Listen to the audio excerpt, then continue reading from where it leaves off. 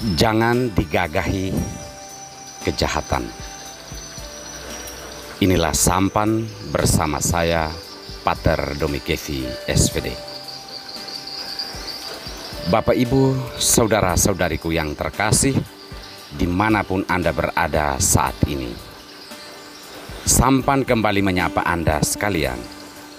Semoga selalu dalam keadaan sehat, dilindungi, dan diberkati Tuhan. Saudara-saudari terkasih, menggagahi atau digagahi adalah suatu tindakan pemerkosaan atau kekerasan yang dilakukan dengan pemaksaan, atau pemaksaan yang dilakukan dengan kekerasan. Jangan membiarkan diri digagahi oleh kejahatan, artinya bahwa ajakan bagi kita semua agar kita tidak dikuasai oleh berbagai macam kejahatan yang terjadi. Sesulit apapun, kita perlu berjuang agar jangan sampai dikuasai oleh kejahatan. Karena apa? Karena ketika kita berusaha untuk hidup benar, kejahatan apapun tidak pernah akan menggagahi atau menguasai kehidupan kita dengan berbagai macam pemaksaan. Saudara-saudariku terkasih, hari ini sabda Tuhan berbicara tentang kerajaan Allah. Terutama dalam bacaan Injil hari ini, Yesus berbicara tentang kerajaan Allah. Hal ini dikatakan Yesus ketika ia ditanyai oleh seorang Farisi, kapan kerajaan Allah itu tiba?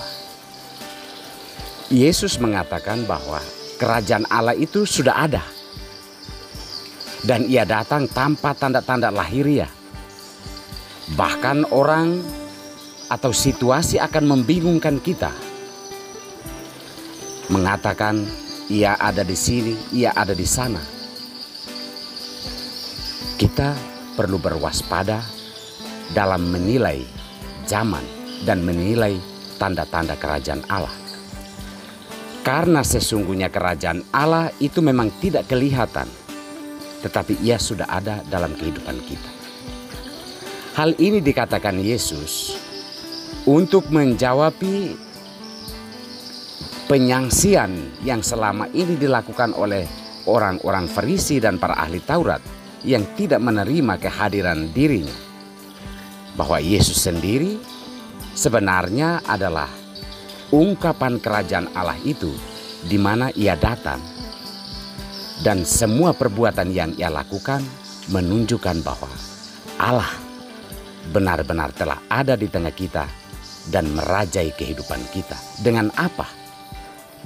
Dengan keadilan, dengan pengampunan, dengan cinta dan bela rasa yang begitu kuat. Sebenarnya jika orang-orang Farisi dan para ahli Taurat menyadari bahwa apa yang dilakukan Yesus itu memang benar-benar menunjukkan bahwa kerajaan Allah telah tiba, maka semestinya mereka tidak mempertanyakan kapan kerajaan Allah itu tiba. Tindakan menyangsikan kehadiran Yesus, terutama menyangsikan setiap pewartaan dan perbuatan-perbuatan baik yang dilakukannya, menunjukkan bahwa mungkin kita masih membiarkan diri untuk digagahi oleh hal-hal duniawi, terutama digagahi oleh berbagai macam kejahatan. Maka ketika Yesus datang dengan membawa warta kebenaran, entah kata-kata maupun perbuatan, maka kita seolah-olah tidak mengenal dan tidak sadar atau pura-pura tidak tahu bahwa Allah sebenarnya sudah ada dan merajai kehidupan kita, karena kita sendiri tidak mau dipimpin atau dirajai oleh Allah sendiri. Saudara-saudariku terkasih, mengapa demikian?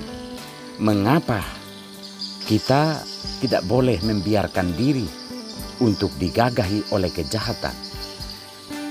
Karena pemurnian atau penyucian seseorang sangat bergantung apakah di dalam dirinya ia memiliki roh kebijaksanaan atau tidak.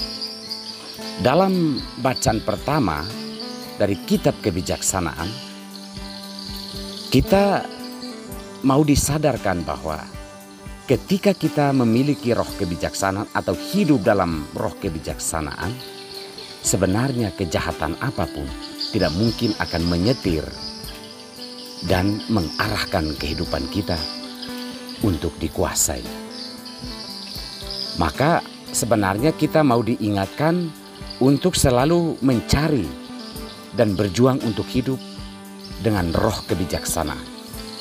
Karena hanya itulah kekuatan kita agar kita tidak dikuasai dengan paksa atau berbagai macam kekerasan oleh berbagai macam kejahatan yang bahkan menyesatkan kita atau menutup mata kita terhadap kerajaan Allah. Saudara-saudariku terkasih, membiarkan diri untuk diperkosa atau digagahi oleh kejahatan adalah suatu tanda bahwa di dalam diri kita tidak memiliki roh kebijaksanaan. Itu pertanda bahwa kita pun masih menyaksikan kehadiran Yesus yang datang untuk memimpin kehidupan kita, di mana ketika kita membiarkan diri dipimpin oleh Yesus, maka kita akan mengalami kedamaian, kebahagiaan sejati. Kita akan mengalami kita dicintai, dan kita pun mengalami bahwa Tuhan selalu menyertai kehidupan kita.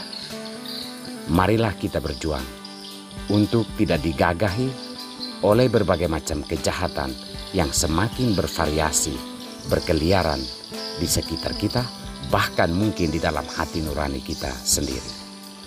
Semoga Tuhan memberkati kita semua.